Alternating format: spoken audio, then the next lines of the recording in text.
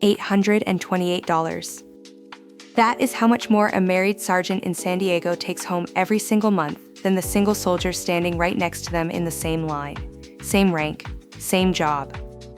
Same base pay, down to the penny. And here's the part no recruiter ever frames honestly. Not $1 of that gap is a raise for getting married. The military does not pay you more to have a spouse. It pays you more to cover a home you now have to fill, and there is one allowance most married troops never even hear about until the day they deploy. River here. Think of it like a reimbursement, not a reward. The money follows the cost, not the wedding. That's the whole answer. Michael here. So if it isn't a raise, where is the money actually coming from? Because troops feel it hit the bank account, and that part is very real. Tiffany here. Yeah. The version going around says the military hands you a bonus for getting married. Verdict? Half true, and the false half is the one that gets people married for a paycheck that isn't there. So let me put the question the way the comments actually ask it. Do you really get paid more in the military if you're married? Short answer, yes. Honest answer, it is not a raise.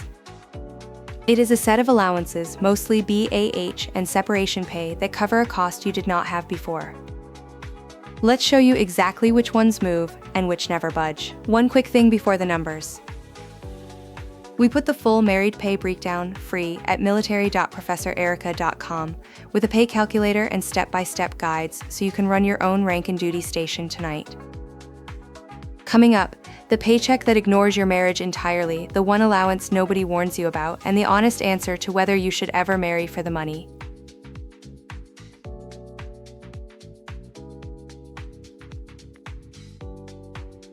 So the number one thing people believe, and I honestly get why, is that the military has a married pay rate.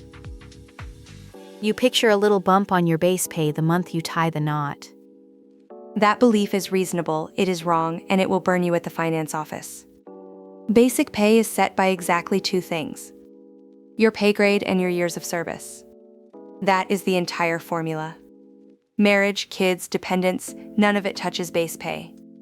An E5 with 4 years in, a spouse, and 3 kids earns the identical base pay as the single E5 with 4 years in at the very next desk. Want to see it side by side? Watch which lines move and which ones just sit there. Base pay, identical. The food allowance, BAS, also identical, about $478 a month, same married or single. $476.95.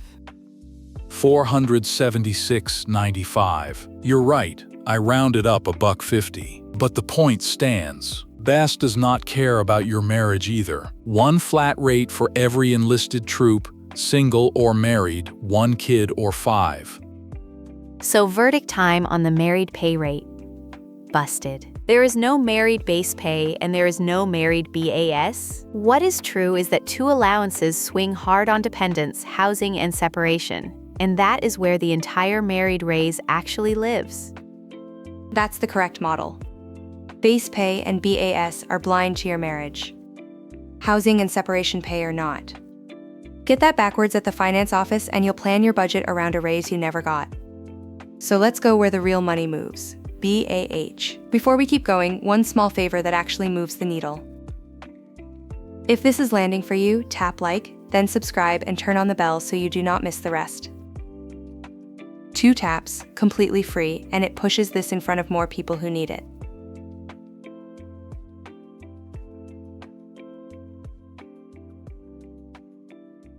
So if base pay and BAS both shrug at your wedding, where does the $800 actually come from? One place: housing. Basic allowance for housing, BAH, and this is the whole ballgame. It comes at 2 rates, with dependents and without. The with dependents rate is higher, often a few $100s a month more, and in a pricey area, a lot more. Read that carefully because the military isn't rewarding the ring. It's saying a family needs more room than a single troop in a bunk, so the housing allowance follows the household, never the marriage license itself. 1 bunk needs 1 room. A family needs a home. The allowance follows the need. Wait, Single E4, married E4, same rank. One gets a housing check? Exactly, and at a first duty station that is the biggest gap of all. A single junior enlisted soldier, an E1 through E4, is usually required to live in the barracks and draws little or no housing money. Get married, move off base, and you draw the full with dependence rate. One sleeps in a dorm for free. The other gets a check to go rent a home. The version going around says your spouse has to actually live with you to get that rate. Busted. You qualify the day you're legally married even if your spouse is 3 states away. You just file to update your dependency status and hand finance the marriage certificate. So half true, because that paperwork part is very real, and we'll come back to it. How big is the gap? It is all about where you're stationed. Take an E5 in San Diego, a Navy town where rent is brutal.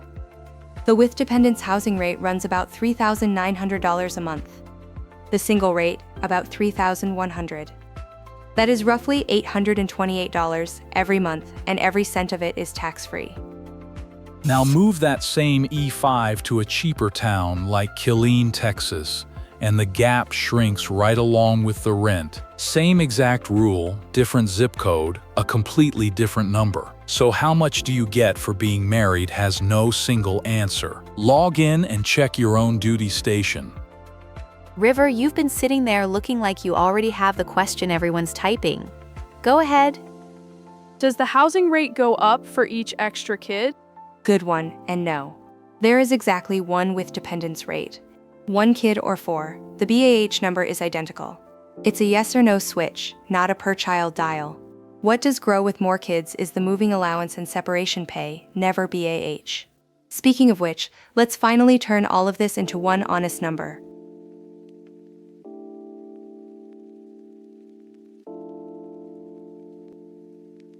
Let me turn all of this into one honest number, because a percentage never paid anybody's rent. Picture Maria, an E5 stationed in San Diego, married, 1 kid, sitting right next to a single soldier with the exact same rank. Here is her real monthly difference, line by line. And the first line is the one nobody believes. Her base pay difference, married versus single, 0, not a single dollar.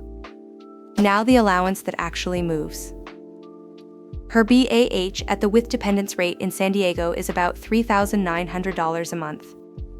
Single, she draw about $3,100. So her real housing gap is about $828 a month, tax-free. That is the married raise, and every cent of it is BAH, not base pay. And here's the one most people never hear about until the orders drop. Family separation allowance. Deploy or take an unaccompanied tour that keeps you from your family for more than 30 days, and if you have dependents, you get another $300 a month on top. And here is what's easy to miss. That $300 just jumped this year, up from $250, the first raise in more than 20 years. But even that isn't a bonus for being apart. It is the government admitting that running 2 households, 1 deployed and 1 at home, costs real money. So add it all up. Is a married troop just ahead? Yeah, and here's the reality check, because this is the whole trap. That $800 in housing is covering an actual house, an actual family, actual groceries for more than 1 person. The single soldier in the barracks pays for none of that. The allowance doesn't make you richer.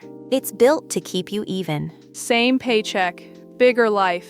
It's an offset, back to the core. One more that quietly grows with the family. Every time you move, dislocation allowance pays a higher rate with dependents, and the military moves your spouse and kids too, not just you and a duffel bag. Which raises the real question. If it's all just covering costs, should you ever marry for the money? 2 of us disagree, and it's not close.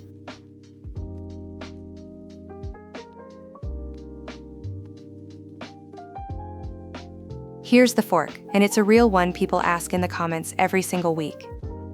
Does getting married actually put you ahead financially, or does it just look that way?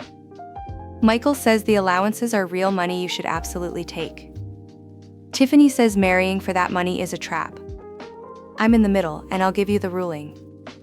Michael, make the case.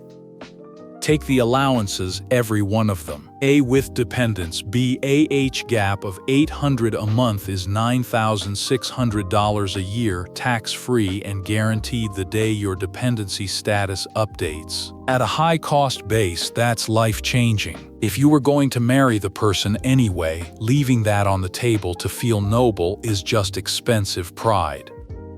The version going around is get married, collect $800 free dollars a month.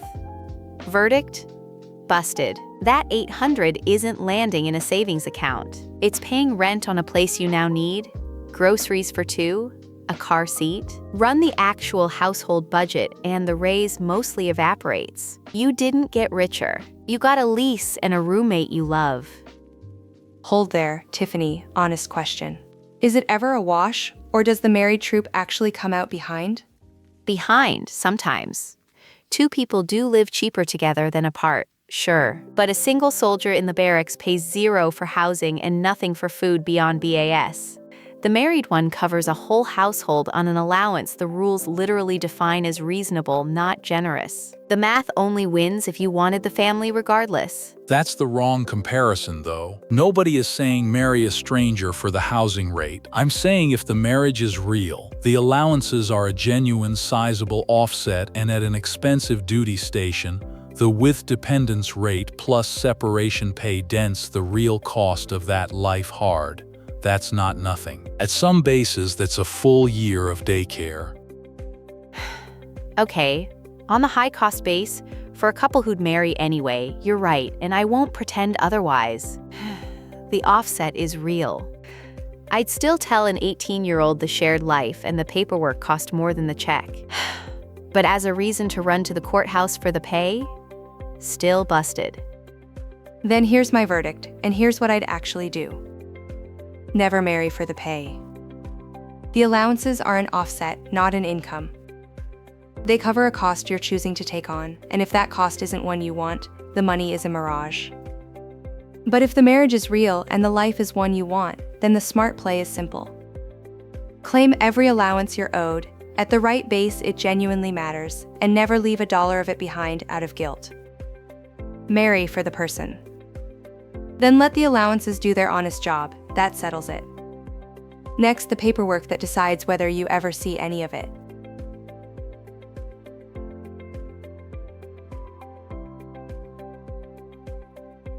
So whatever your rank and base, one thing decides whether any of this money ever reaches your account.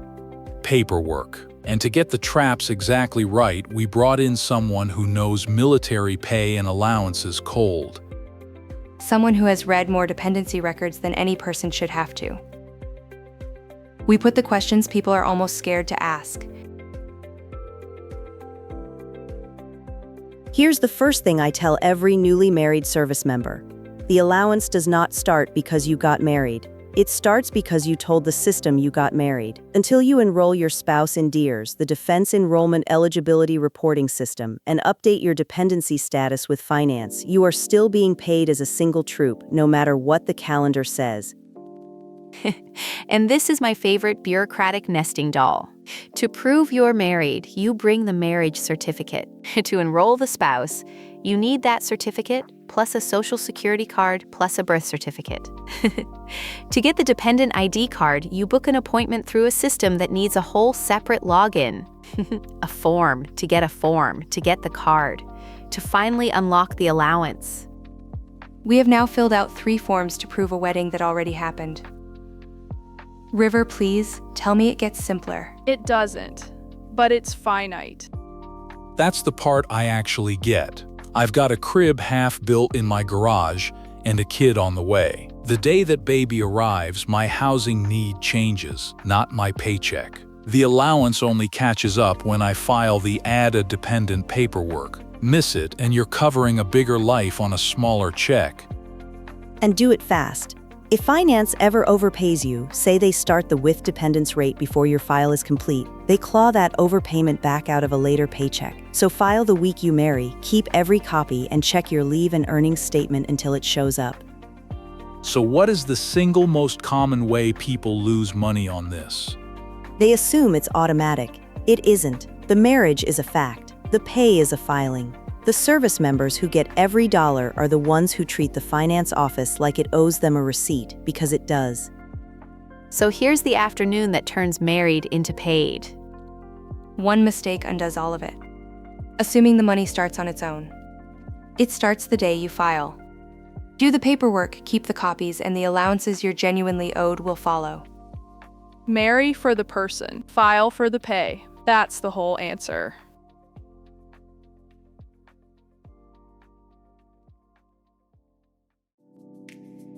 Quick landing, married or single, your base pay is identical. It's set by rank in years, full stop. The real difference is allowances. BAH at the with dependence rate, plus $300 a month in family separation allowance when duty pulls you apart. And none of it is a bonus for being married. It's the government covering a bigger life. It's an offset, not an income. That's the whole answer. And it's a filing, not a favor. Don't update DEERS in finance and you're still being paid single, marriage certificate or not. Run your own rank and duty station on the calculator at military.professorerica.com. The gap is a lot bigger in expensive towns than most people ever guess, and what you lock in the day you file is real, tax-free money you can plan a life around.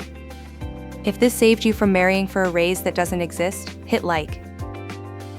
It helps the next young troop find it before they make a 5-year decision for the wrong reason.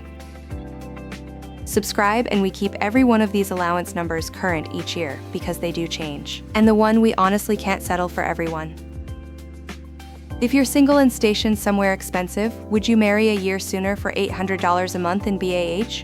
Or is that exactly the wrong reason to do it? Tell us below. Same teacher, brand new lesson next time. Thanks for watching. This is Professor Erica.